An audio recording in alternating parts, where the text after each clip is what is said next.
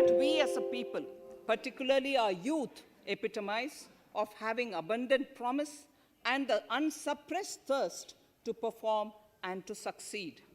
Today, data shows that India now has one of the lowest death rate of 112 per million population and one of the lowest active cases of about 130 per million. This has laid the foundation to the revival we are seeing now in the economy. This budget will be the first of this new decade. This budget will also be a digital budget, and that has happened with all your support. So far, only 3 times has a budget followed a contraction in the economy. All such contractions earlier were as a result of situations typical to India. This time, the contraction in our economy is due to a global pandemic, just like in several other countries. Having said that, I want to confidently state that our government is fully prepared to support and facilitate the economy's reset. This budget provides every opportunity for our economy to raise and capture the pace that it needs for a sustainable growth. 2021 is the year of many important milestones for our history. I mention a few of these. It is the 75th year of independence, 60 years of Goa's accession to India, 50 years of the 1971 India-Pakistan War. It will be the year of the 8th census of independent India. It will also be India's turn at the BRICS presidency, the year for our Chandrayaan-3 mission, and the Haridwar Mahakumbh.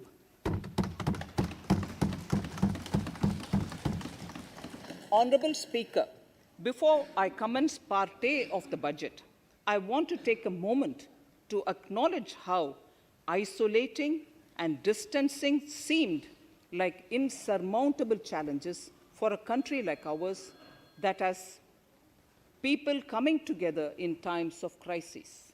It hurts us in many ways. It hurt us in many ways.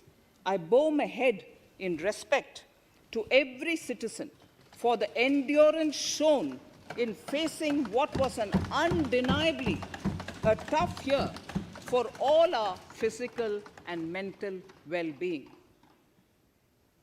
Part A. In Part A, I wish to lay a vision for Atmanirbhar Bharat. Atmanirbhar Bharat or Atmanirbharta is not a new idea. Ancient India was largely self-reliant and equally a business epicenter of the world. Atmanirbhar Bharat is an expression of the 130 crore Indians who have full confidence in their capabilities and skills. We are already part of international groupings such as the G20 and the BRICS, the Coalition for Disaster Resilient Infrastructure, and the International Solar Alliance are realities today due to India's efforts. The proposals in Part A will further strengthen the sankalp of nation first, doubling farmers' income, strong infrastructure, healthy India, good governance, opportunities for youth, education for all, women empowerment, and inclusive development, among others.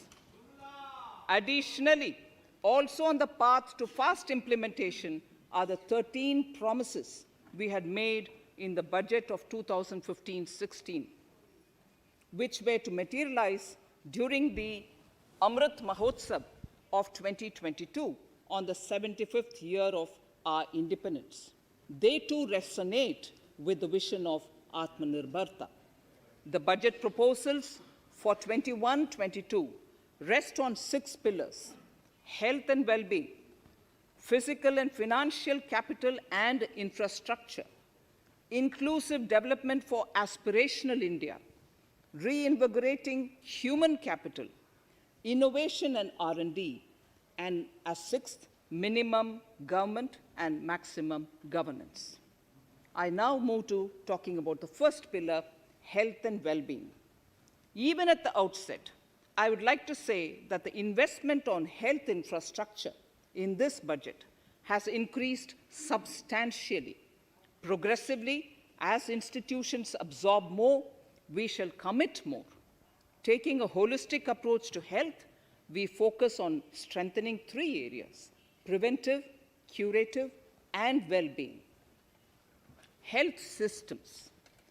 A new centrally sponsored scheme, PM Atmanirbhar Swasth Bharat Yojana, will be launched with an outlay of about 64,180 crores over 6 years. This will develop capacities of primary, secondary, and tertiary care health systems, strengthen existing national institutions, and create new institutions to cater to detection and cure of new and emerging diseases. This will be in addition to the National Health Mission.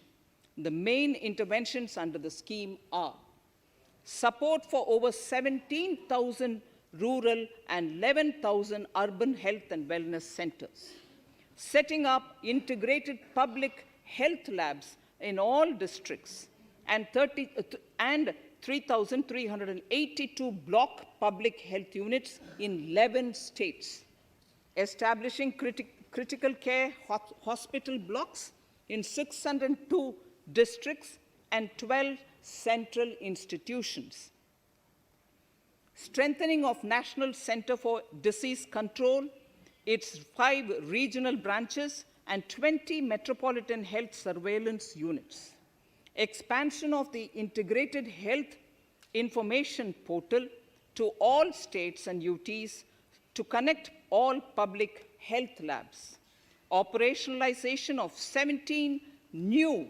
public health units, and strengthening of 33 existing public health units at points of entry, that is, at 32 airports, 11 seaports, and 7 land crossings, setting up of 15 health emergency operations centers and 2 mobile hospitals, and setting up of a National Institution for One Health, a regional research platform for WHO, World Health Organization, Southeast Asia Region Office, 9 biosafety level 3 laboratories, and 4 regional national institutes for virology. Nutrition. To strengthen nutritional content, delivery, outreach, and outcome, we will merge the supplementary nutrition program and the Poshan Abhiyan and launch the Mission Poshan 2.0. We shall adopt an intensified strategy to improve nutritional outcomes across 112 aspirational districts. Universal coverage of water supply. The World Health Organization has repeatedly stressed the importance of clean water, sanitation, and clean environment as a prerequisite to achieving universal health. The Jal Jeevan Mission Urban will be launched. It aims at universal water supply in all 4,378 urban local bodies with 2.86 crores household tap connections, as well as liquid waste management in 500 Amrit cities. It will be implemented over 5 years with an outlay of 2,87,000 crores. Swachh Bharat and Swasth Bharat. For further Swachhata of urban India, we intend to focus on complete fecal sludge management and wastewater treatment, source segregation of garbage, reduction in single-use plastic, reduction in air pollution by effectively managing waste from construction and demolition activities, and bioremediation of all legacy dump sites.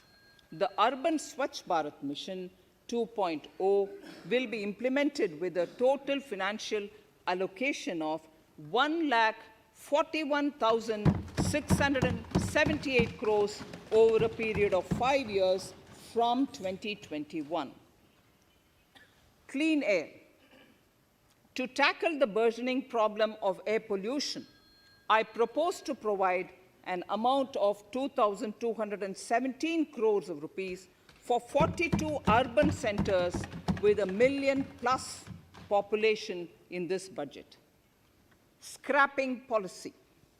We are separately announcing, Honorable Speaker, a voluntary vehicle scrapping policy to phase out old and unfit vehicles. This will help in encouraging fuel-efficient, environment-friendly vehicles, thereby reducing vehicular pollution and oil import bills. Vehicles would undergo fitness tests in automated fitness centers after 20 years in case of personal vehicles and after 15 years in case of commercial vehicles. Details of the scheme will be separately shared by the ministry. Vaccines. The pneumococcal vaccine, a made-in-India product, is presently limited to only 5 states. It will be rolled out across the country. This will avert more than 50,000 child deaths annually. Honorable Speaker, I have provided 35,000 crores of rupees for COVID-19 vaccine in this year, 21-22. I am committed to provide further funds if required. So the budget outlay for health and well-being is 2,23,846 crores in this BE 21-22, as against the BE of only 94,452 crores, and it marks an increase of 137%. The details of the same are at Annexure 1 of the speech. Honorable Speaker, I now move to the second pillar, physical and financial capital and infrastructure. Atmanirbhar Bharat, production-linked incentive schemes are things which I would like to place an emphasis. For a $5 trillion economy, our manufacturing sector has to grow in double digits on a sustained basis. Our manufacturing companies need to become an integral part of global supply chains, possess core competence, and cutting-edge technology. To achieve all of the above, PLI schemes to create manufacturing global champions for an Atmanirbhar Bharat have been announced for 13 sectors. For this, the government has committed nearly 1.97 lakh crores over 5 years starting this financial year. This initiative will help bring scale and size in key sectors, create and nurture global champions, and provide jobs to our youth. Textiles. To enable the textile industry to become globally competitive, attract large investments, and boost employment generation, a scheme of Mega Investment Textile Park will be launched in addition to the PLI schemes.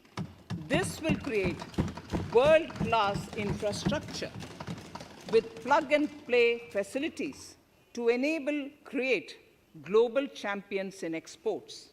7 textile parks will be established over 3 years. Infrastructure. The National Infrastructure Pipeline, which I announced in December 2019, is the first of its kind. Whole of government exercise ever undertaken by Government of India. The NIP was launched with 6,835 projects. The project pipeline has now expanded to 7,400 projects.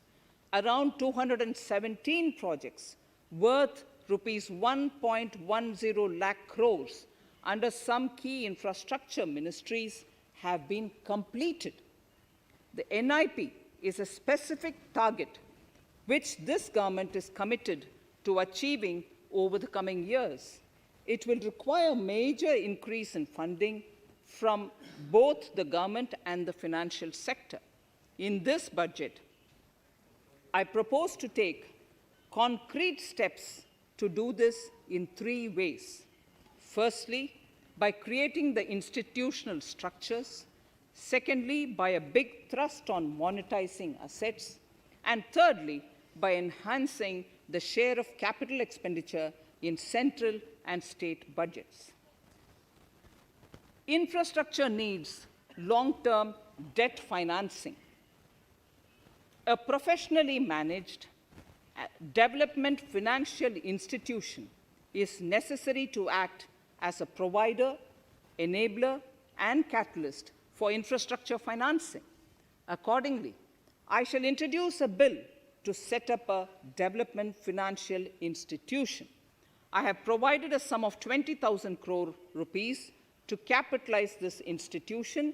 The ambition is to have a lending portfolio of at least 5 lakh crores for this DFI within 3 years' time.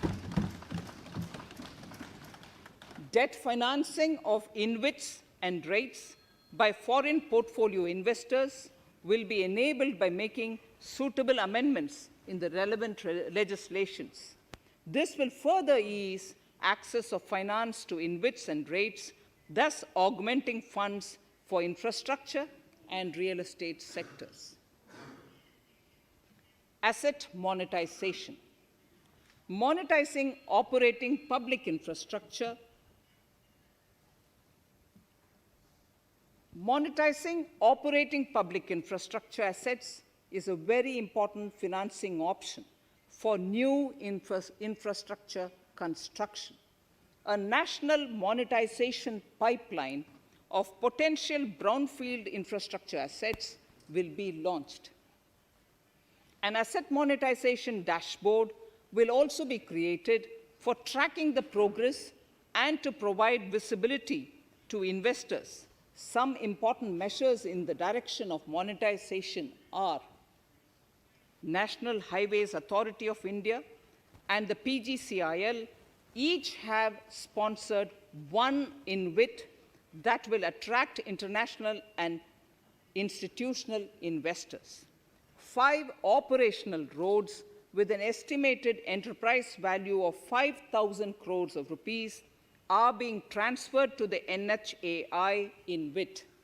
Similarly, transmission assets of value 7,000 crores will be transferred to the PGCIL InvIT.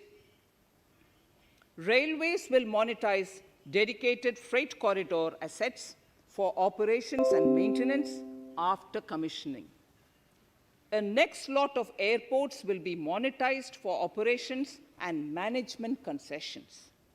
Other core infrastructure assets that will be rolled out under the asset monetization programs are NHAI operational toll roads, 2 transmission assets of PGCL, 3 oil and gas pipelines of GAIL, Gas Authority of India Limited, IOCL and HPCL, Airports Authority of India airports in Tier 2 and 3 cities, other railway infrastructure assets, warehousing assets of CPSE, such as the Central Warehousing Corporation and NAFED, among others, and sports stadiums. Sharp increase in capital budget. In the BE 2020-21, we had provided for 4.12 lakh crores for capital expenditure. It was our effort that in spite of resource crunch, we should spend more on capital, and we are likely to end this year at around 4.39 lakh crores, which I have provided in the RE of 2020-2021. For 21-22, I propose a sharp increase in capital expenditure and thus have provided 5.54 lakh crores, which is 34.5% more than the BE of 2020-2021. Of this, I have kept a sum of more than 44,000 crores in the budget head of the Department of Economic Affairs to be provided for projects, programs, or departments that show good progress in capital expenditure and are in need of further funds. Over and above this expenditure, we would also be providing more than 2 lakh crores to states and autonomous bodies for their capital expenditure. We will also work out specific mechanisms to nudge states to spend more of their budget on creation of infrastructure.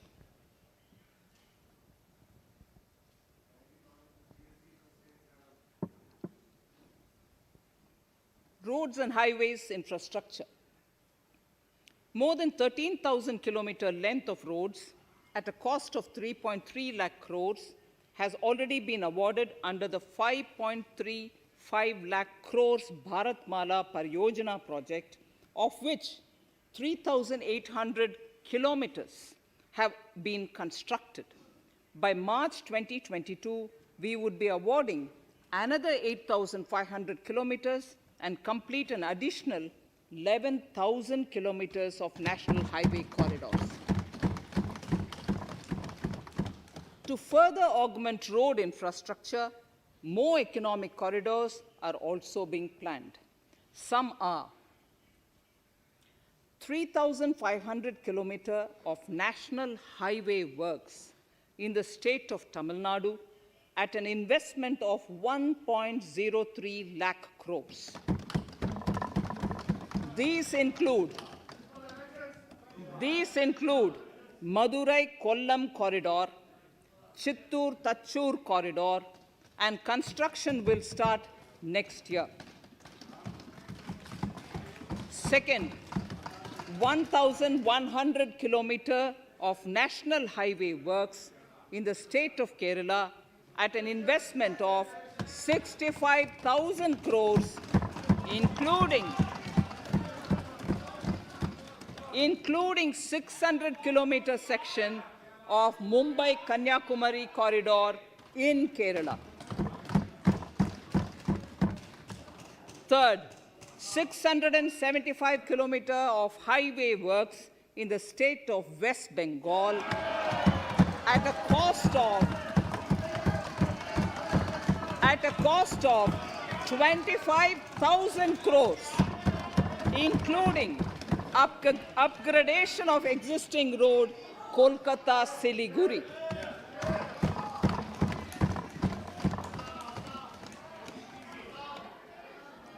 National highway works of around 19,000 crores are currently in progress in the state of Assam.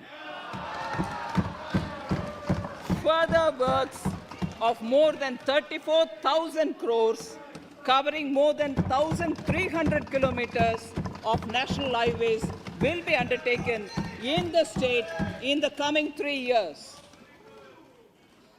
Some of the flagship corridors and other important projects that would see considerable activity in 2021-22 are in Annexure 2 to my speech. I am also providing an enhanced outlay of 1,18,101 crores for Ministry of Road Transport and Highways, of which 1,08,230 crores is for capital, the highest ever provided. Railway infrastructure. Honorable Speaker, sir, Indian Railways have prepared a National Rail Plan for India 2030. The plan is to create a future-ready railway system by 2030. Bringing down the logistic costs for an industry is at the core of our strategy to enable Make in India.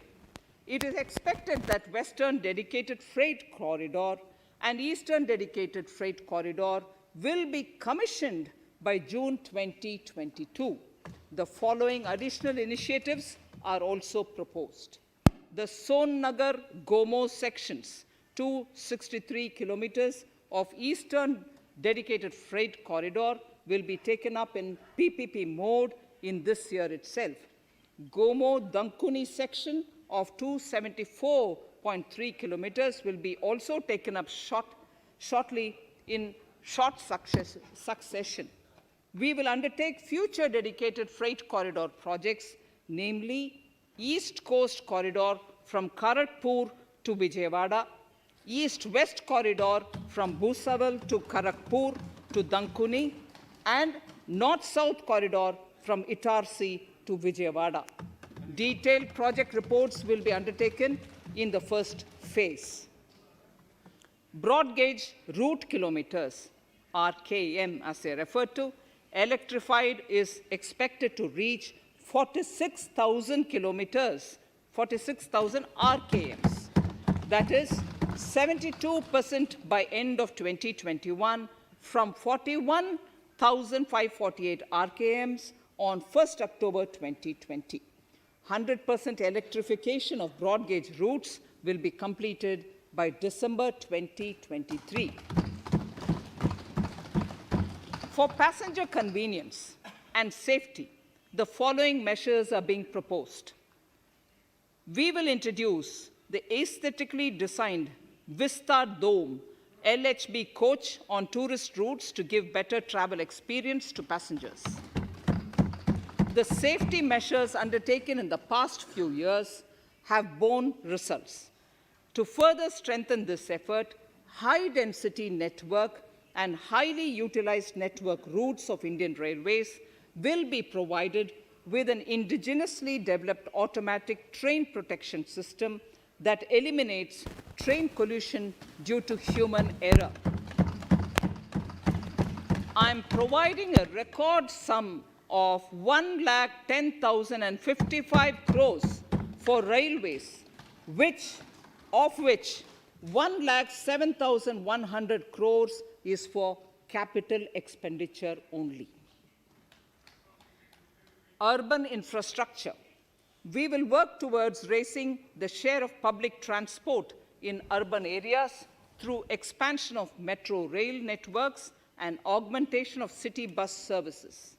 A new scheme will be launched at a cost of 18,000 crores to support augmentation of public bus transport services.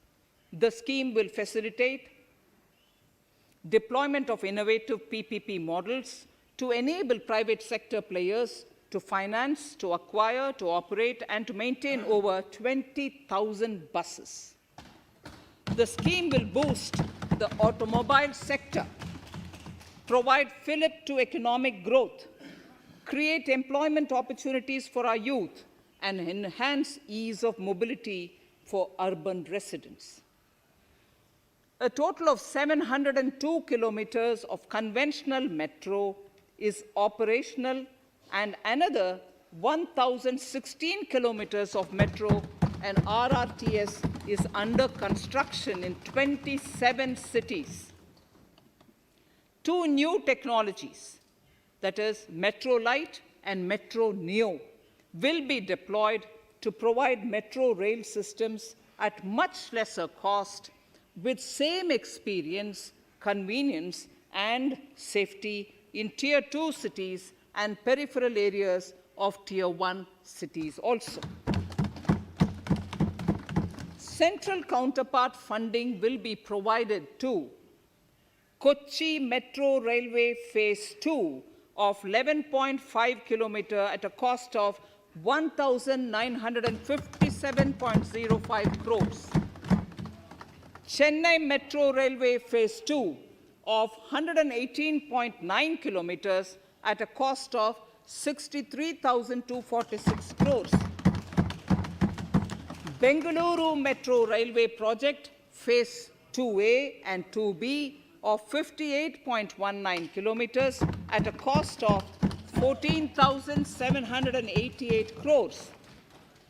Nagpur Metro Rail Project Phase 2 and Nashik Metro at a cost of 5,976 crores and 2,092 crores respectively. Power infrastructure.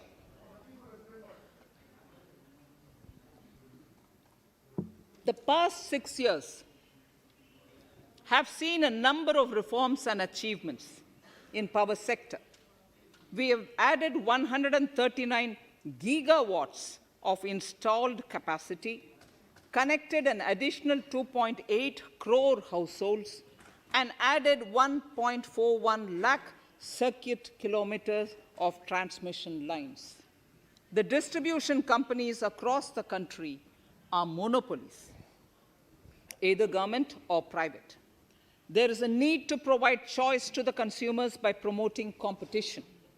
A framework will be put in place to give consumers alternatives to choose from among more than one distribution companies. I read that sentence again.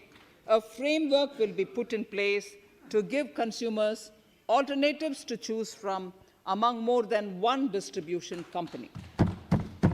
The viability of distribution companies is a serious concern. A revamped, reforms-based, result-linked power distribution sector scheme will be launched with an outlay of 3,05,984 crores over 5 years. The scheme will provide assistance to DISCOMs for infrastructure creation, including prepaid smart metering, feeder separation, upgradation of systems, etc., tied to financial improvements. Prime Minister, while speaking at the third Reinvestment Conference in November 2020, had announced plans to launch a comprehensive national hydrogen energy mission. It is now proposed to launch a hydrogen energy mission in 2021-22 for generating hydrogen from green power sources. Ports, shipping, and waterways. Major ports will be moving from managing their operational services on their own to a model where a private partner will manage it for them. For the purpose, 7 projects worth more than 2,000 crores will be offered by the major ports on private-public partnership mode in FY 21-22. A scheme for promoting flagging of merchant ships in India will be launched by providing subsidy support to Indian shipping companies in global tenders floated by ministries and CPSCs. An amount of 1,624 crores will be provided over 5 years. This initiative will enable greater training and employment opportunities for Indian seafarers, besides enhancing Indian companies' share in global shipping. India has enacted Recycling of Ships Act in 2019 and acceded to the Hong Kong International Convention. Around 90 ship recycling yards at Alang in Gujarat have already achieved HKC-compliant certificates. Efforts will be made to bring more ships to India from Europe and Japan. Recycling capacities of around 4.5 million light displacement ton LDT will be doubled by 2024. This is expected to generate an additional 1.5 lakh jobs for our youth. Petroleum and natural gas. Our government has kept fuel supplies running across the country without interruption during the COVID-19 lockdown period. Taking note of the crucial nature of the sector in people's lives, the following key initiatives are being announced. 1. Ujjwala scheme, which has benefited 8 crore households, will be extended to cover 1 crore more beneficiaries.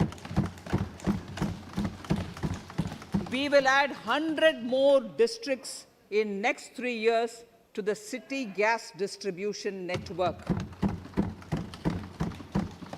A gas pipeline project will be taken up in the Union Territory of Jammu and Kashmir. An independent gas transport system operator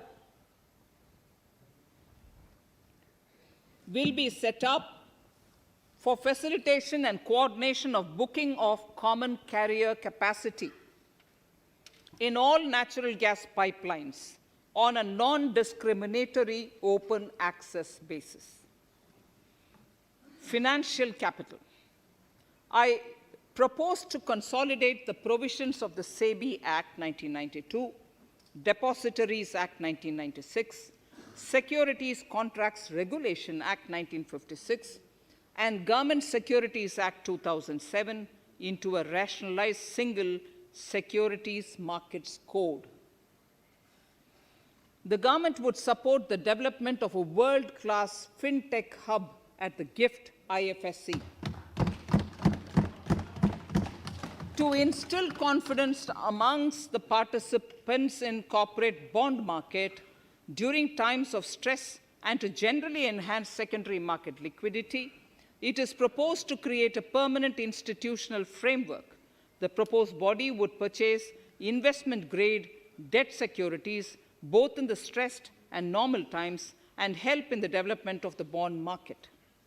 In the budget 2018-19, government had announced its intent to establish a system of regulated gold exchanges in the country. For the purpose, SEBI will be notified as the regulator, and Warehousing Development and Regulatory Authority will be strengthened to set up a commodity market ecosystem arrangement, including vaulting, assaying, logistics, etc., in addition to warehousing. Towards investor protection, I propose to introduce an investor charter as a right of all financial investors across all financial products. To give a further boost to the non-conventional energy sector, I propose to provide additional capital infusion of 1,000 crores to Solar Energy Corporation of India and 1,500 crores to Indian Renewable Energy Development Agency. I propose to amend the Insurance Act 1938 to increase the permissible FDI limit from 49% to 74% in insurance companies and allow foreign ownership and control with safeguards. Under the new structure, the majority of directors on the board and key management persons would be resident Indians, with at least 50% of directors being independent directors and specified percentage of profits being retained as general reserve. Stressed asset resolution by setting up a new structure. The high level of provisioning by public sector banks of their stressed assets calls for a measure to clean up the bank books. An asset reconstruction company limited and asset management company would be set up to consolidate and take over the existing stressed debt and then manage and dispose of the assets to alternative investment funds and other potential investors for eventual value realization. Recapitalization of PSB. To further consolidate the financial capital capacity of PSBs, further recapitalization of 20,000 crores is proposed in 21-22. Deposit insurance. Last year, government had approved an increase in the deposit insurance cover from 1 lakh rupees to 5 lakhs for bank customers. I shall be moving amendments to DICGC Act 1961 in this session itself to streamline the provision so that if a bank is temporarily unable to fulfill its obligations, the depositors of such bank can get easy and time-bound access to their deposits to the extent of the deposit insurance cover. This would help depositors of banks that are currently under stress. To improve credit discipline, while continuing to protect the interest of small borrowers, for NBFCs with minimum asset size of 100 crores, the minimum loan size eligible for debt recovery under the Securitization and Reconstruction of Financial Assets and Enforcement of Security Interests SARFAESI Act 2002, it is proposed to be reduced from the existing level of 50 lakhs to 20 lakhs. Company matters. The decriminalization of the procedural and technical compoundable offenses under Companies Act 2013 is now complete. I now propose to take up decriminalization of the Limited Liability Partnerships Act 2008. Honorable Speaker, I propose to revise the definition under the Companies Act 2013 for small companies by increasing the threshold for paid-up capital from not exceeding 50 lakh to not exceeding 2 crores and turnover from not exceeding 2 crores to not exceeding 20 crores. This will benefit more than 2 lakh companies in easing their compliance requirements. As a further measure which directly benefits startups and innovators, I propose to incentivize the incorporation of one-person companies by allowing one-person companies to grow without any restriction on paid-up capital and turnover, allowing their conversion into any other type of company at any time, reducing the residency limit for an Indian citizen to set up an one-person company from 182 days to 120 days, and allow also non-resident Indians to incorporate OPCs in India. This will be a big boost for startups. To ensure faster resolution of cases, the NCLT framework will be strengthened, e-court system shall be implemented, and alternate methods of debt resolution and special framework for MSMEs shall be introduced. During the coming fiscal, we will be launching data analytics, artificial intelligence, machine learning driven MCA 2.1 version to MCA 21 version 3.0. MCA 21 version 3.0. This version 3.0 will have additional modules for e-scrutiny, e-adjudication, e-consultation, and compliance management. Disinvestment and strategic sale. In spite of COVID-19, we have kept working towards strategic disinvestment. A number of transactions, namely BPCL, Air India, Shipping Corporation of India, Container Corporation of India, IDBI Bank, Bharat Earth Movers Limited, Pawan Hans, Neelachal Ispat Nigam Limited, among others, would be completed in 21-22. Other than IDBI Bank, we propose to take up the 2 public sector banks and 1 general insurance company in the year 21-22. This would require legislative amendments, and I propose to introduce the amendments in this session itself.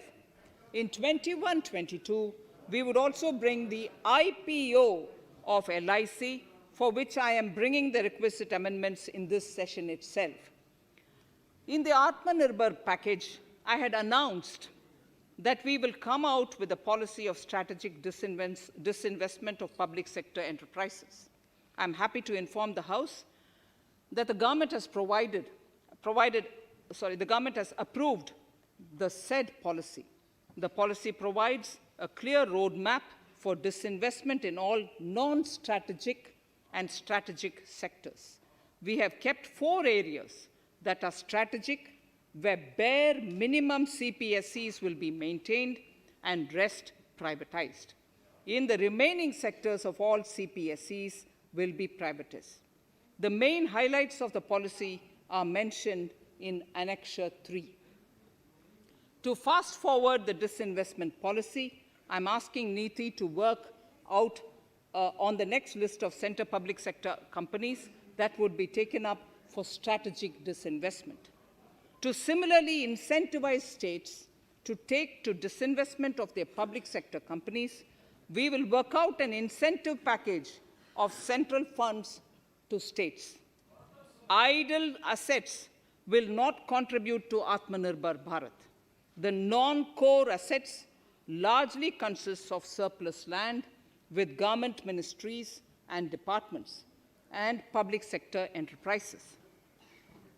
Monetizing of land can either be by way of direct sale or concession or by similar means. This requires special abilities, and for this purpose, I propose to use a special purpose vehicle in the form of a company that would carry out this activity.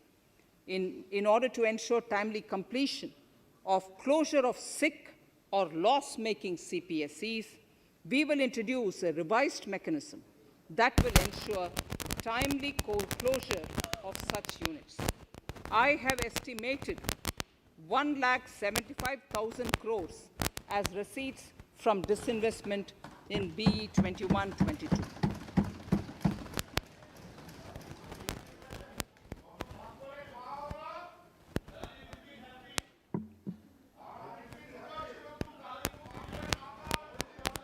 Government financial reforms.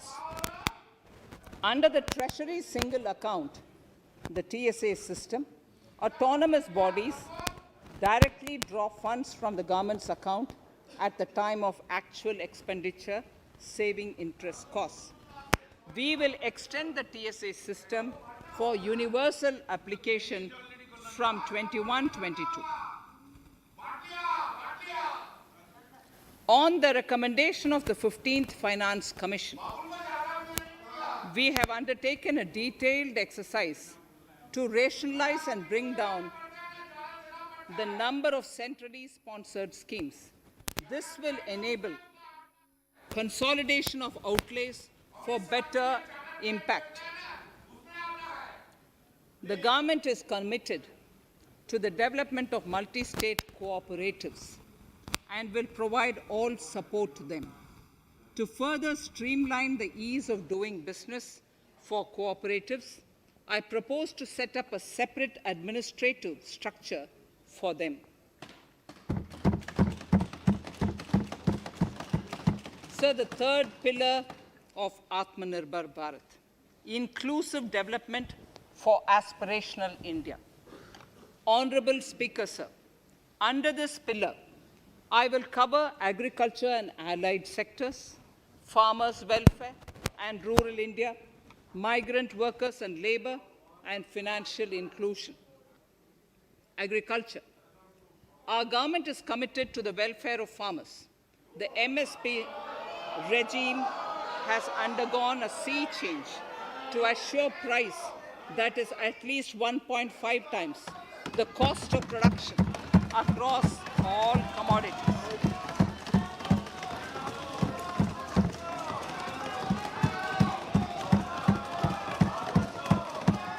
The procurement has also continued to increase at a steady pace.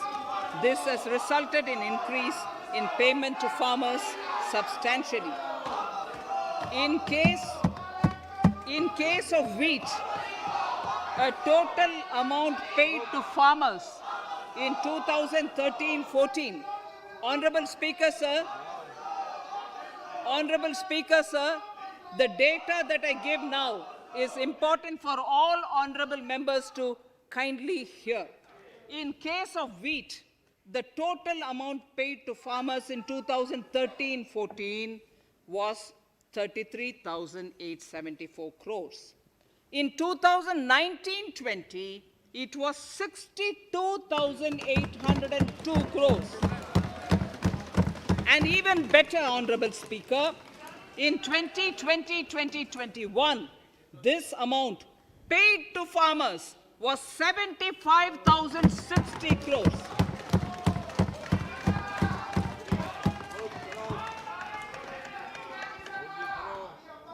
Honorable Speaker, again an important fact, the number of wheat growing farmers that were benefited increased in 2020-21 to 43.36 lakhs compared to 35.57 lakhs in 2019-20. That much of an increase within 1 year. For paddy, again an important data. For paddy, the amount paid in 2013-14 was 63,928 crores. In 2019-20, this increased to 1,41,930 crores.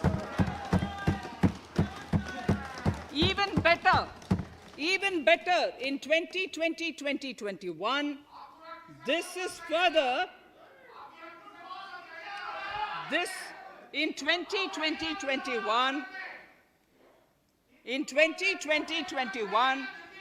this is further estimated, and I'm saying this is further estimated because the procurement is ongoing, and therefore I can't give you the final figure. This is further estimated to increase to 1,72,752 crores.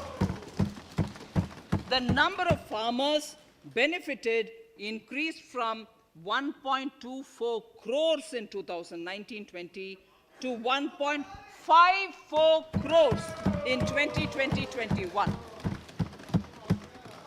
In the same way, Honorable Speaker, sir, in the case of pulses, the amount paid in 2013-14 was 236 crores.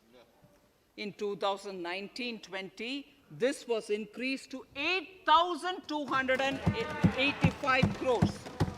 Now in 2021, it is at 10,530 crores.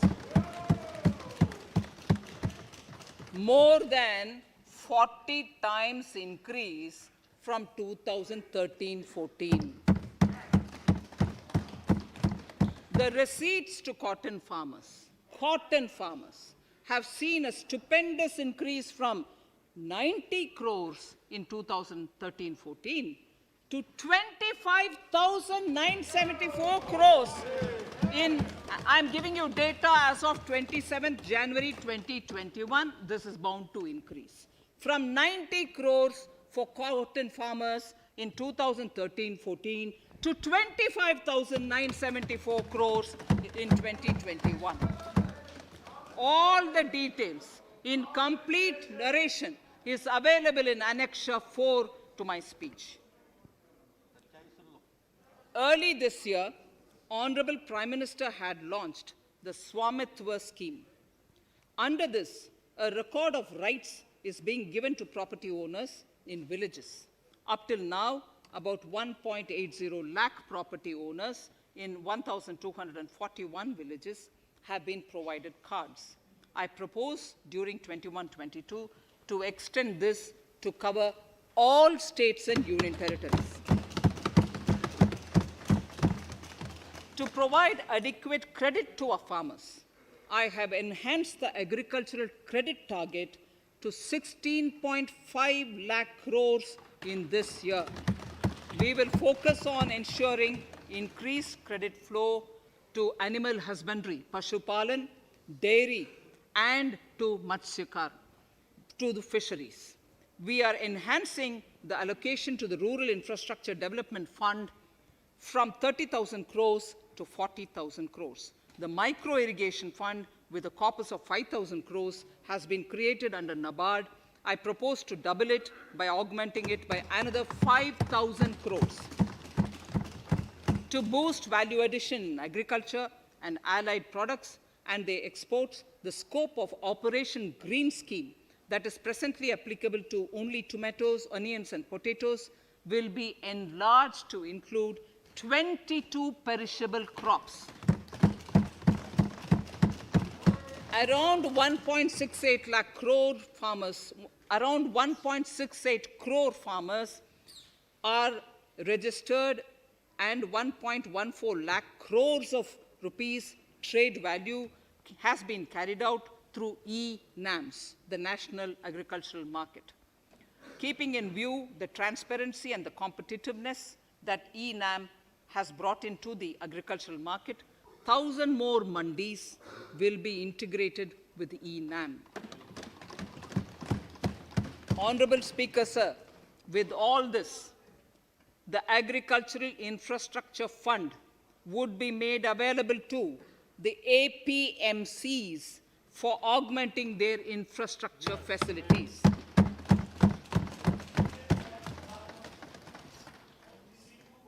Fisheries. I'm proposing substantial investments in the development of modern fishing harbors and fish landing centers. To start with, 5 major fishing harbors, Kochi, Chennai, Visakhapatnam, Paradip, and Petua Ghat, will be developed as hubs for economic activity. We will also develop inland fishing harbors and fish landing centers along the banks of rivers and waterways. Seaweed farming is an emerging sector with potential to transform the lives of coastal communities. It will provide large-scale employment and additional incomes. To promote seaweed farming and cultivation, I propose a multi-purpose seaweed park to be established in Tamil Nadu. Migrant workers and laborers. We have launched the One Nation, One Ration Card scheme, through which beneficiaries can claim their rations anywhere in the country. Migrant workers in particular benefit from the scheme. Those staying away from their families can partially claim their ration where they are stationed, while their family in their native places can claim the rest. I'm happy to inform you that One Nation, One Ration Card plan is under implementation by 32 states and union territories, reaching about 69 crore beneficiaries. That's a total of 86% beneficiaries covered. The remaining 4 states and UTs will be integrated in the next few months. To further extend our efforts towards the unorganized labor force, migrant workers in particular, I propose to launch a portal that will collect relevant information on gig workers, building and construction workers, among others. This will help formulate health, housing, skill, insurance credit, and food schemes for all migrant workers. We will conclude a process that began 20 years ago with the implementation of the 4 labor codes. For the first time globally, social security benefits will be extended to gig and platform workers.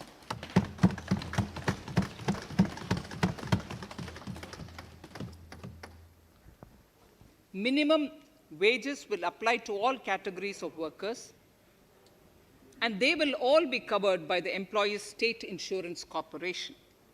Women will be allowed to work in all categories and also in the night shifts with adequate protection. At the same time, compliance burden on employers will be reduced with a single registration and licensing and online returns. Financial inclusion. To further facilitate credit flow under the scheme of Stand Up India for the scheduled castes and scheduled tribes and also women, I propose to reduce the margin money requirement from 25% to 15% only, and to also include loans for activities in allied sectors in allied activities in agriculture. We have taken a number of steps to support the MSME sector. In this budget, I have provided 15,700 crores to this sector, more than double of the last year's BE. Honorable Speaker, sir, I now go to the fourth pillar, reinvigorating human capital. The national education policy announced recently has had good reception. In school education, more than 15,000 schools will be qualitatively strengthened to include all components of the national education policy. They shall emerge as exemplar schools in their regions, hand-holding and mentoring other schools to achieve the ideals of policy. 100 new Sainik schools will be set up in partnership with NGOs, private schools, and states.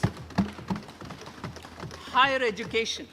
In Budget 2019-20, I had mentioned about the setting up of a higher education commission in India. We would be introducing the legislation this year to implement the same. It will be an umbrella body having 4 separate vehicles for standard setting, accreditation, regulation, and funding. Many of our cities have various institutions, universities, and colleges supported by the Government of India. Hyderabad, for example, has about 40 major institutions.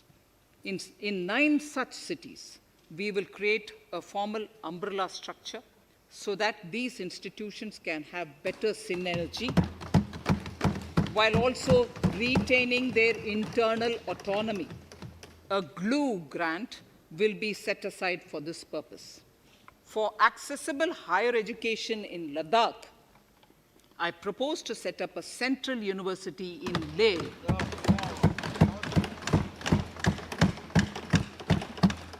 The other important projects to be taken up as a part of the NEP are listed in Annexure 5. Scheduled caste and scheduled tribes welfare. We have set ourselves a target of establishing 750 Eklavya model residential schools in our tribal areas. I propose to increase the unit cost of each such school from 20 crores, which is what it is now, to 38 crores, and for hilly and difficult areas to 48 crores. This would help creating robust infrastructure facilities for our tribal students. We have revamped the post-metric scholarship scheme for the welfare of scheduled caste students. I have also enhanced the central assistance in this regard. We are allotting 35,219 crores for 6 years till 25-26 to benefit 4 crores scheduled caste students. Skilling. In 2016, we had launched the National Apprenticeship Promotion Scheme. The government proposes to amend the Apprenticeship Act with a view to further enhancing apprenticeship opportunities for our youth. We will realign the existing scheme of National Apprenticeship Training Scheme for providing post-education apprenticeship, training of graduates and diploma holders in engineering. Over 3,000 crores will be provided for this purpose. An initiative is underway, Honorable Speaker, in partnership with the United Arab Emirates to benchmark skill qualifications, assessment, and certification, accompanied by the deployment of certified workforce. We also have a collaborative inter-training program between India and Japan to facilitate transfer of Japanese industrial and vocational skills, techniques, and knowledge. We will take forward this initiative with many more countries also.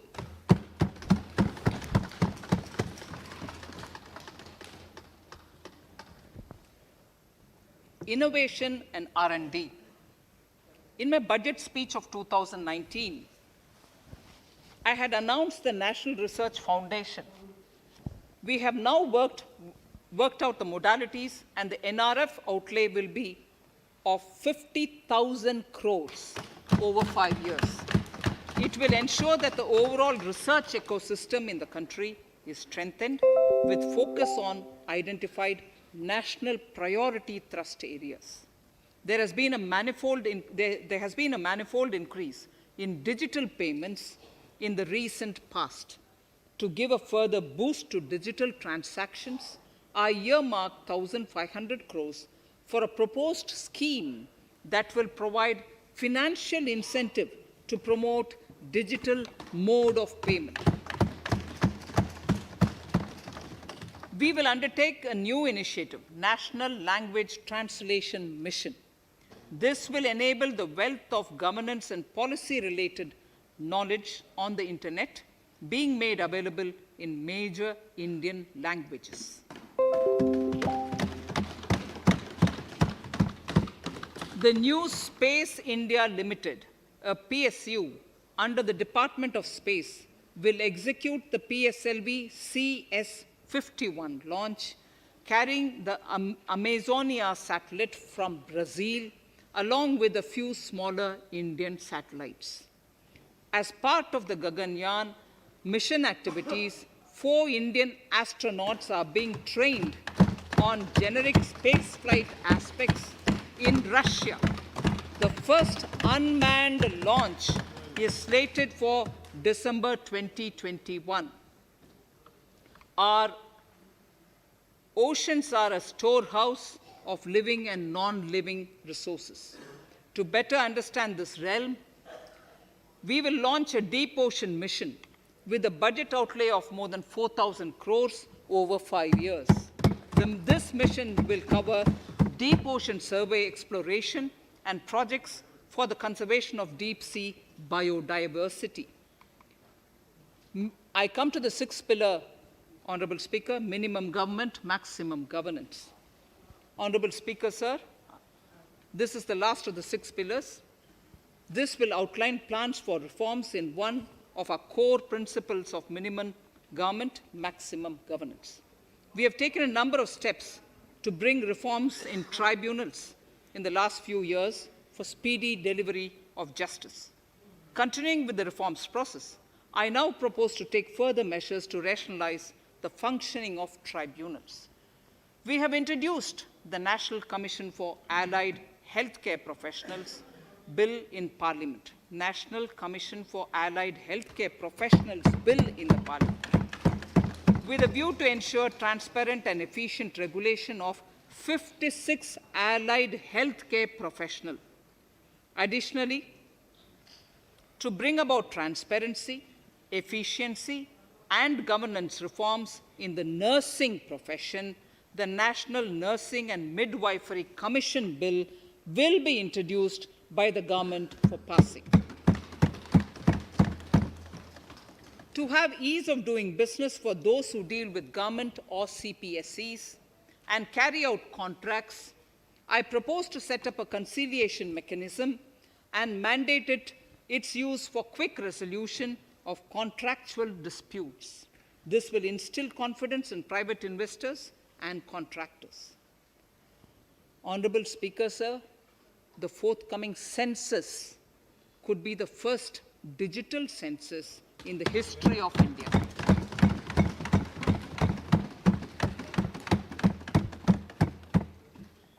For this monumental milestone-marking task, I have allocated 3,768 crores in this year, 21-22. Honorable Speaker, Goa is celebrating the Diamond Jubilee year of the state's liberation from Portuguese rule. From the Government of India's side, I propose to grant 300 crores to the Government of Goa for the celebrations.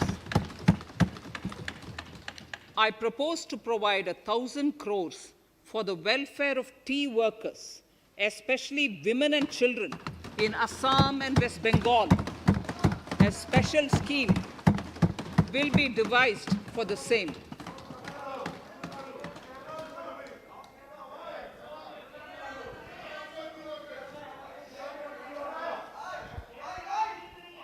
Fiscal position.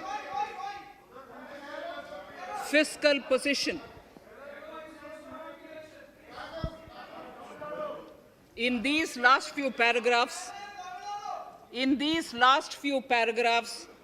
of part A of my speech, I draw the attention of this august House to the fact that at the beginning of the current financial year, the pandemic's impact on the economy resulted in a weak revenue inflow.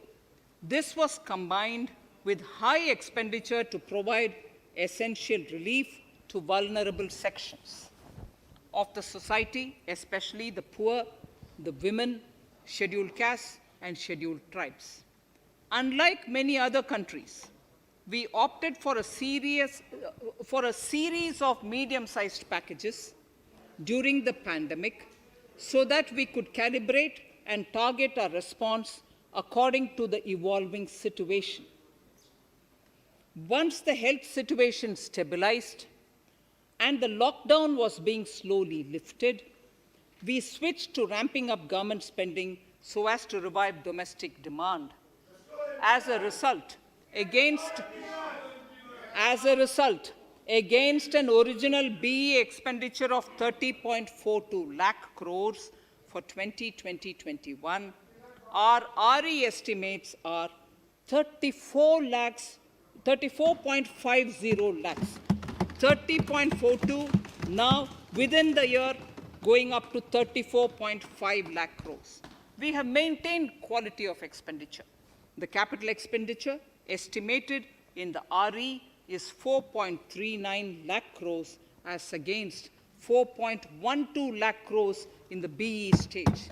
So the beginning of the year, we had marked only 4.12 lakh, whereas it is 4.39 lakh crores as we end the year. Fiscal deficit in RE 2020-2021 is pegged at 9.5% of the GDP. Fiscal deficit in RE 2020 to 2021 is pegged at 9.5% of GDP. We have funded this through government borrowings, multilateral borrowings, small saving funds, and short-term borrowings. We would need another 80,000 crores, for which we would be approaching the market in these 2 months. We would be needing another 80,000 crores, for which we would be approaching the markets in these 2 months.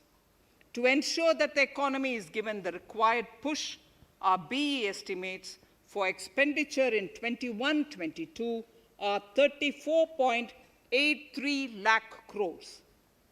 This includes 5.54 lakh crores as capital expenditure, an increase of 34.5% over the BE figure of 2020-2021. The fiscal deficit in BE 21-22 is estimated to be 6.8% of the GDP. The gross borrowing from the market for the next year would be around 12 lakh crores. We plan to continue with our path of fiscal consolidation and intend to reach the fiscal deficit level below 4.5% of the GDP by 2025-2026, with a fairly steady decline over the period. We hope to achieve the consolidation by first increasing the buoyancy of tax revenue through improved compliance, and secondly, by increased receipts from monetization of assets, including public sector enterprises and land. The Contingency Fund of India is being proposed to be augmented. The Contingency Fund of India is being proposed to be augmented from 500 crores to 30,000 crores through finance bill. In accordance with the views of the 15th Finance Commission, we are allowing a normal ceiling of net borrowing for the states at 4% of GSDP for the year 21-22. A portion of this ceiling will be earmarked to be spent on incremental capital expenditure. Additional borrowing ceiling of 0.5% of the GSDP will also be provided, subject to conditions. States will be expected to reach a fiscal deficit of 3% of GSDP by 2023-24, as recommended by the 15th Finance Commission. In the July 2019-20 budget, I introduced the Statement 27 on extra budgetary resources. It disclosed the borrowings of the government agencies that went towards funding Government of India schemes and whose repayment burden was on the government. In my 2020-21 budget, I enhanced the scope and coverage of that statement by including the loans provided by government to the FCI, the Food Corporation of India. Taking a step further in this direction, I propose to discontinue the NSSF loan to FCI for food subsidy, and accordingly, budget provisions have been made in RE 2020-21 and in the BE 2021-22. The extra budgetary resource details are at Annexure 6. We know that the FRBM Act mandates fiscal deficit of 3% of GDP to be achieved by 31st March 2020-2021. The effect of this year's unforeseen and unprecedented circumstances has necessitated the submission of a deviation statement under Sections 4 of Subclause 5 and Section 7, Subclause 3b of the FRBM Act, which I'm laying on the table of the House as part of the FRBM documents. Towards achieving central government fiscal deficit along the broad path that I have already indicated, I will be introducing an amendment to the FRBM Act. Honorable Speaker, on the 9th of December 2020, the 15th Finance Commission submitted its final report covering the period 2021 to 2026 to the Rashtrapati Ji. The government has laid the Commission's report along with the explanatory memorandum in the Parliament, retaining the vertical shares of the states at 41%. We recognize our commitment to fiscal federalism and propose, therefore, to adhere to this recommendation. Jammu and Kashmir in the 14th Finance Commission was entitled to get devolution being a state. Now the funds of the UTs of Jammu Kashmir and Ladakh would be provided by the centre. I have also provided, on the Commission's recommendation, 1,18,452 crores as revenue deficit grant to 17 states in 21-22, as against 74,340 crores to 14 states in 2020-21. Honorable Speaker, I would now move to Part B of my speech.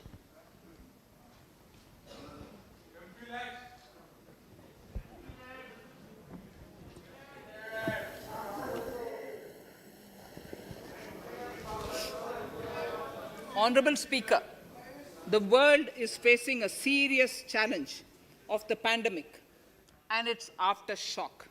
In these trying times, when many economies are struggling to revive, our people and our industry have exhibited remarkable resilience.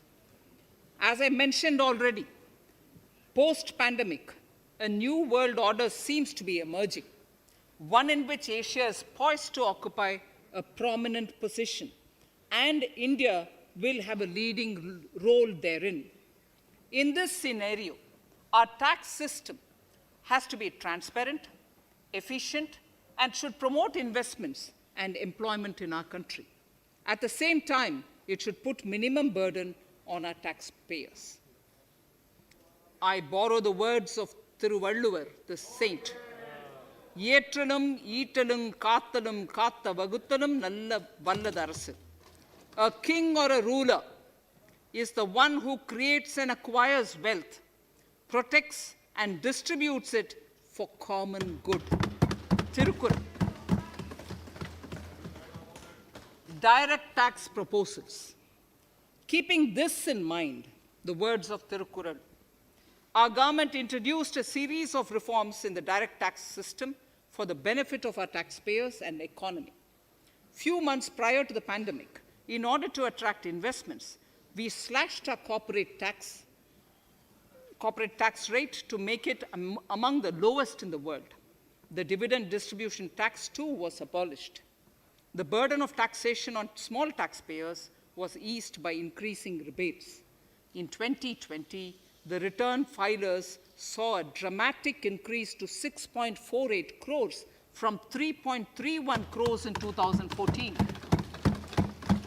In the direct tax administration, we had recently introduced the faceless assessment and faceless appeal. I now seek to take further steps to simplify the tax administration, ease compliance, and reduce litigation. Relief to senior citizens. I begin my direct tax proposals by offering my pranam to our senior citizens. Many of them, despite having foregone several basic necessities of their own, have strived to build our nation.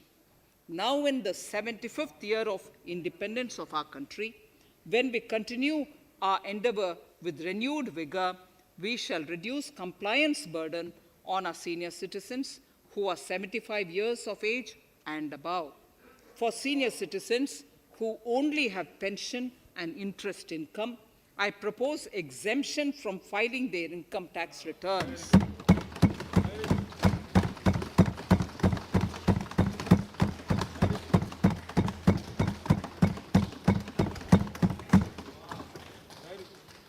The paying bank will deduct the necessary tax on their income. Reduction in time for income tax proceedings. This is a very key announcement, if you ask me. Honorable Speaker, presently an assessment can be reopened up to 6 years and in serious tax fraud cases for up to 10 years. As a result, taxpayers have to remain under uncertainty for a very long time. I therefore propose to reduce this time limit for reopening of assessments to 3 years from the present 6 years.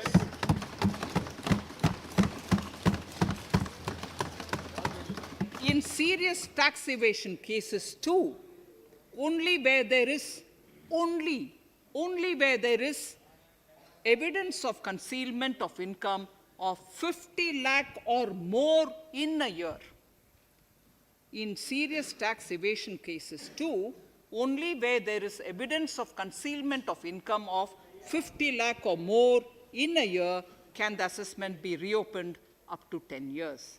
Even this reopening can be done only after the approval of the Principal Chief Commissioner, the highest level of Income Tax Department. Setting up the Dispute Resolution Committee. Honorable Speaker, it has been the resolve of this government to reduce litigation, which mars the present taxation system. The government came out with the Direct Taxation Vivad Se Vishwas scheme to give taxpayers an opportunity to settle long-pending disputes and be relieved to further strain on their time and resources. The response from taxpayers has been the best ever, as over 110,000 taxpayers have already opted to settle tax disputes of over 85,000 crores under the scheme. To further reduce litigation for small taxpayers, I propose to constitute a dispute resolution committee for them, which will be faceless to ensure efficiency, transparency, and accountability. Anyone with a taxable income up to 50 lakh and disputed income up to 10 lakh shall be eligible to approach the committee. Faceless IT-AT. For ease of compliance and to reduce discretion, we are committed to make the taxation processes faceless. The government has already introduced faceless assessment and appeal this year. The next level of income tax appeal is the Income Tax Appellate Tribunal. I now propose to make this tribunal faceless. We shall establish a national faceless Income Tax Appellate Tribunal Center. All communication between the tribunal and the appellant shall be electronic.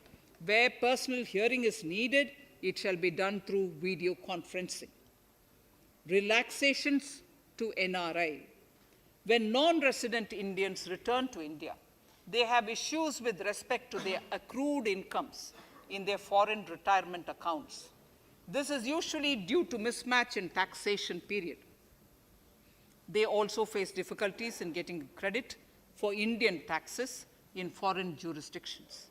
I propose to notify rules for removing their hardship of double taxation.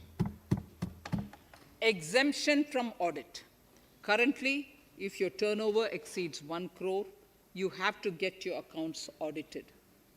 In February 2020 budget, I had increased the limit for tax audit to 5 crores for those who carry out 95% of their transactions digitally. To further incentivize digital transactions and to reduce compliance burden, I propose to increase this limit for tax audit for such persons from 5 crores to 10 crores. Relief for dividend. In the previous budget, I had abolished the dividend distribution tax in order to incentivize investment. Dividend was made taxable in the hands of shareholders. Now, in order to provide ease of compliance, I propose to make dividend payment to rate and InvIT exempt from TDS. Further, as the amount of dividend income cannot be estimated correctly by the shareholders for paying advance tax, I propose to provide that advance tax liability on dividend income shall arise only after the declaration or payment of dividend. Also, for the foreign portfolio investors, I propose to enable deduction of tax on dividend income at lower treaty rate. Attracting foreign investment into infrastructure sector. In the last budget, for attracting foreign investment in the infrastructure sector, we had granted 100% tax exemption, subject to certain conditions, to foreign sovereign wealth funds and pension funds on their income from investment in Indian infrastructure. We have noticed that few of such funds are facing difficulties in meeting some of the conditions. In order to ensure that a large number of funds invest in India, I propose to relax some of these conditions relating to prohibition on private funding, restriction on commercial activities, and direct investment in infrastructure. In order to allow funding of infrastructure by issue of zero-coupon bonds, I propose to make notified infrastructure debt funds eligible to raise funds by issuing tax-efficient zero-coupon bonds. Affordable housing.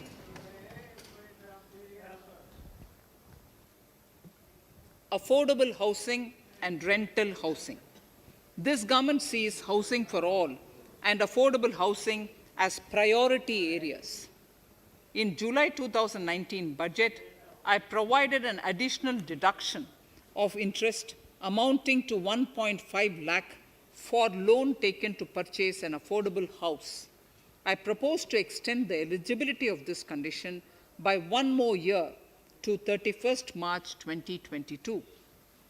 The additional deduction of 1.5 lakh shall therefore be available for loans taken up to 31st March 2022 for the purchase of affordable houses. Further, to keep up the supply of affordable houses, I propose that the affordable housing projects can avail a tax holiday for 1 more year till 31st March 2022. These are available now for projects also. We are committed to promote supply of affordable rental housing for migrant workers. For this, I propose to allow tax exemption for notified affordable rental housing projects. Tax incentives to IFSC. As I mentioned in Part A of this speech, the government is committed to making the International Financial Services Center in GIFT City a global financial hub. In addition to the tax incentives already provided, I propose to include, among others, tax holiday for capital gains for aircraft leasing companies, tax exemption for aircraft lease rentals paid to foreign lessors, tax incentive for relocating foreign funds in the IFSC, and to allow tax exemption to the investment division of foreign banks located in the IFSC. Pre-filling of returns. Honorable Speaker, in order to ease compliance for the taxpayer, details of salary income, tax payments, TDS, etc., already come pre-filled in income tax returns. To further ease filing of returns, details of capital gains from listed securities, dividend income, and interest from banks, post office, etc., will also be now pre-filled. Relief to small trusts. We hope to reduce compliance burden on small charitable trusts running educational institutions and hospitals. So far, there is a blanket exemption to such entities whose annual receipt does not exceed 1 crore of rupees. I now propose to increase this amount to 5 crores. Labor welfare. We have noticed that some employers deduct the contribution of employees toward provident funds, superannuation funds, and other social security funds, but do not deposit these contributions within the specified time. For these employees, this means a loss of interest or income. In cases where an employer later becomes financially unviable, non-deposit results in a permanent loss for the employees. In order to ensure that employees' contributions are deposited on time, I reiterate that the late deposit of employees' contribution by the employer will not be allowed as deduction to the employer.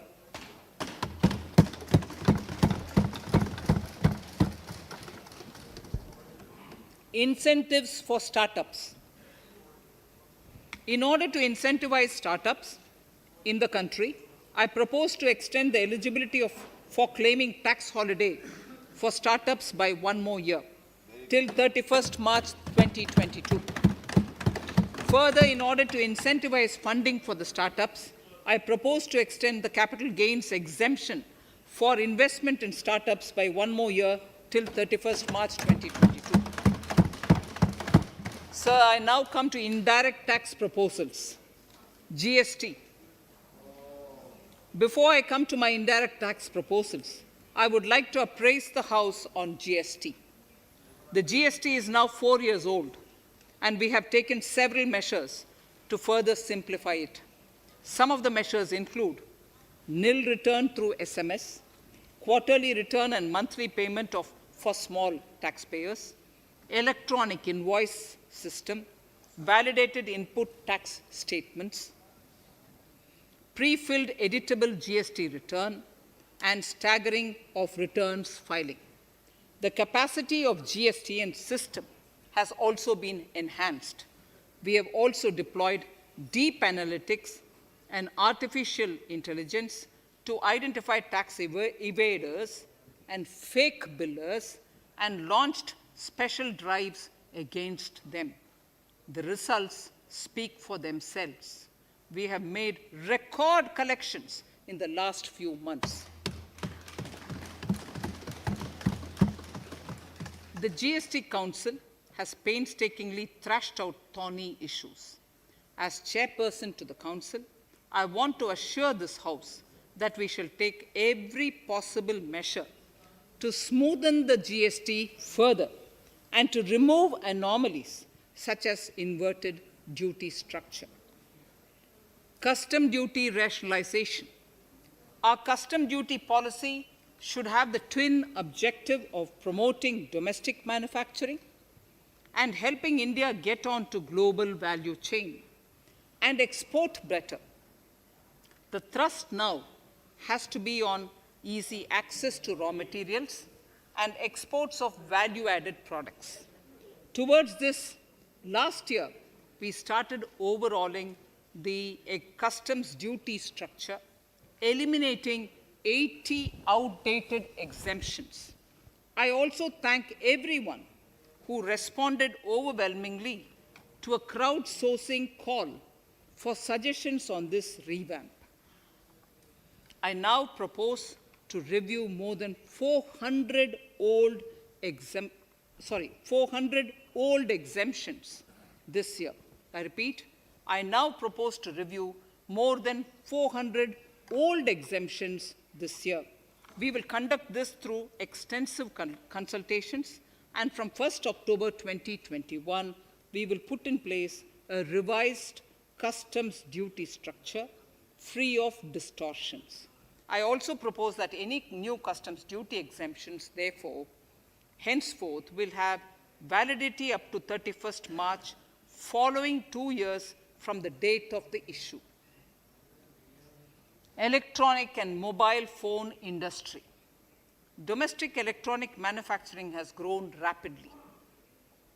We are now exporting items like mobiles and chargers. For greater domestic value addition, we are withdrawing a few exemptions on part of chargers and sub-parts of mobiles. Further, some parts of mobiles will move from nil rate to a moderate 2.5%. Iron and steel. MSMEs and other user industries have been severely hit by a recent sharp rise in iron and steel prices. Therefore, we are reducing customs duty uniformly to 7.5% on semis, flats, and long products of non-alloy, alloy, and stainless steels. To provide relief to metal recyclers, mostly MSMEs, I am exempting duty on steel scrap for a period up to 31st March 2022. Further, I am also revoking ADD and CVD on certain steel products. Also, to provide relief to copper recyclers, I am reducing duty on copper scrap from 5% to 2.5%. Textiles. The textile sector generates employment and contributes significantly to the economy. There is a need to rationalize duties on raw material inputs to man-made textiles. We are now bringing nylon chain on par with polyester and other man-made fibers. We are uniformly reducing the BCD rates on caprolactam, nylon chips, nylon fiber, and yarn to 5%. This will help the textile industry, MSMEs, and also overall exports. Chemicals. We have calibrated customs duty rates on chemicals to encourage domestic value addition and to remove inversions. Apart from other items, we are reducing customs duty on naphtha to 2.5% to correct inversion. Gold and silver presently attract a basic customs duty of 12.5%.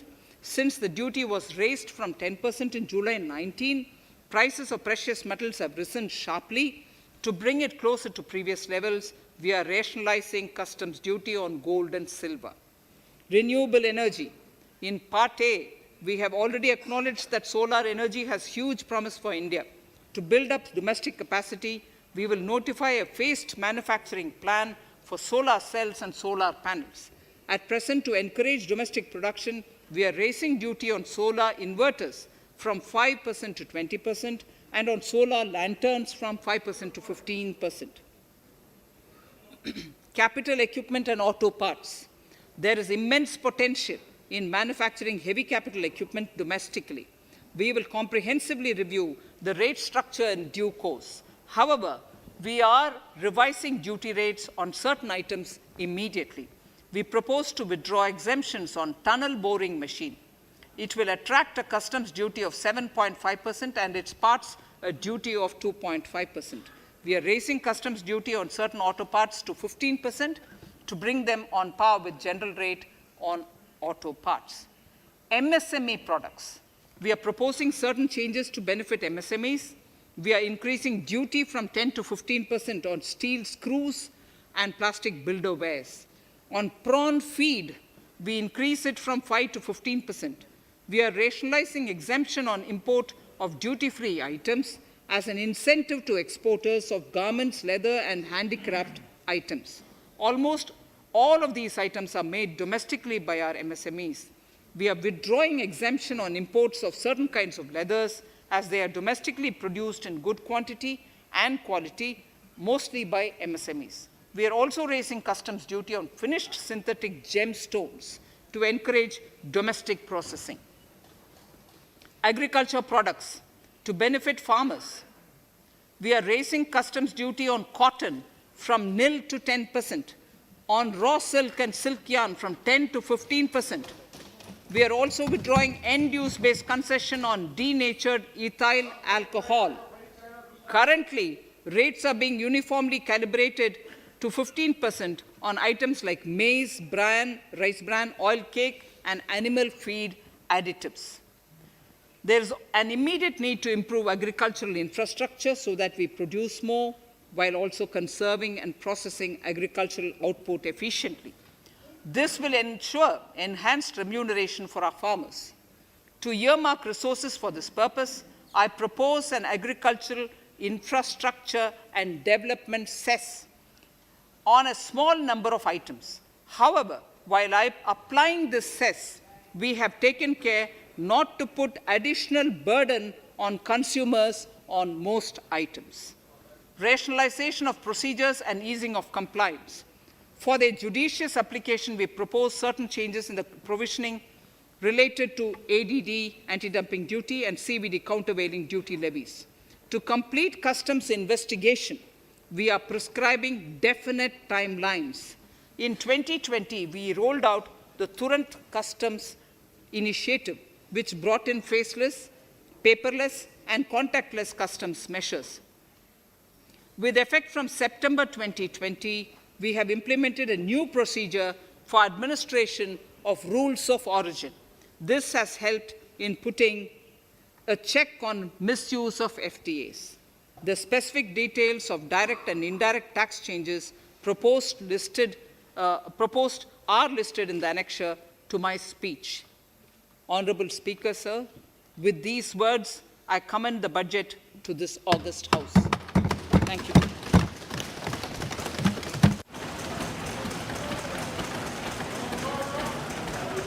Item number 1, माननीय मंत्री जी, item number 1। Sorry, I don't have it with me. Sir, I wish to place on table the 15th Finance Commission report.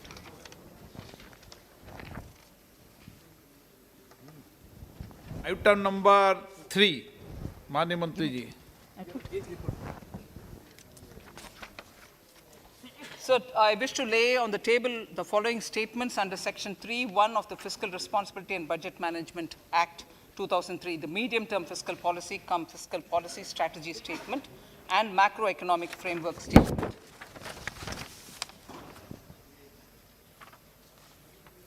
Item number 4. So I wish to seek your permission to move for leave to introduce the Finance Bill 2021. प्रश्न ये कि विधेयक को पुनर्स्थापित करने की अनुमति प्रदान की जाए। जो सदस्य इसके पक्ष में हाँ कहें, जो सदस्य इसके विरोध में ना कहें। मेरे विचार में निर्णय हाँ वालों के पक्ष में हुआ, हाँ वालों के पक्ष हुआ। माननीय मंत्री जी विधेयक को पुनर्स्थापित करें। Shri Prahlad Joshi ji. With your permission, I rise to present the 18th report of Business Advisory Committee.